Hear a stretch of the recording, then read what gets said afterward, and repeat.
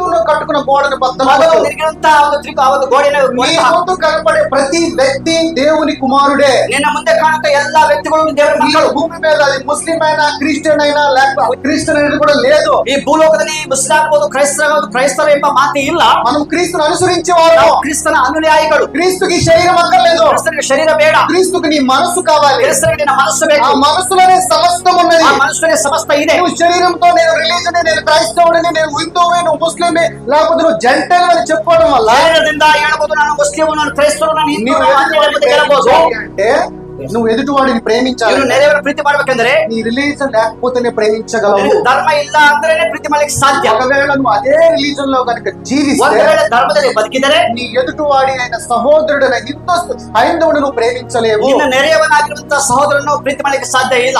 ఎందుకనంటే ಯಾಕೆಂದ್ರೆ రిలీజన్ అంటే వచ్చేస్తుంది. ನಿನಗೆ ಧರ್ಮ ಅಡ್ಡ ಬರುತ್ತೆ. నీ క్రైస్తవుడుగా నువ్వు ఉన్నప్పుడు ಕ್ರೈಸ್ತನಾಗಿದ್ದರೆ ఒకవేళ ఎవరైనా గణపతి పండుగ సందర్భంగా ఏదైనా ఆహారము పలహారం ఇస్తే ಒಂದು ವೇಳೆ ಯಾರೋ ನಿಮಗೆ ಗಣಪತಿ ಹಬ್ಬದಲ್ಲಿ ಆಹಾರ ಕೊಟ್ರೆ నువ్వు ఆహారం తినవు. ನೀನು ಆಹಾರ ತಿನ್ನೋದಿಲ್ಲ. ఎందుకంటే నువ్వు హిందువే, ಯಾಕಂದ್ರೆ ನೀನು ಅಂತ ಹಿಂದೂ, నేను క్రైస్తవుడిని. ನಾನು ಕ್ರೈಸ್ತರು.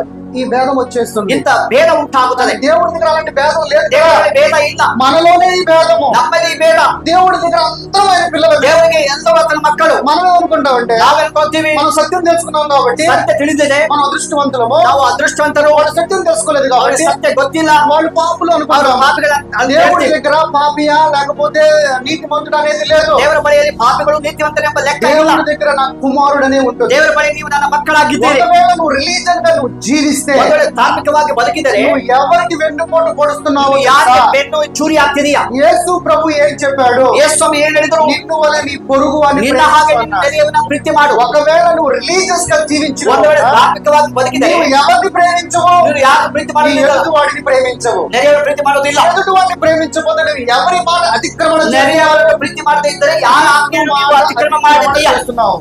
క్రీస్తు మాటను అతిక్రమణ ಕ್ರಿಸ್ತನ చేస్తున్నావు. ಮಾತ್ರ ಅತಿಕ್ರಮ ಮಾಡಿದ್ದೀಯಾ?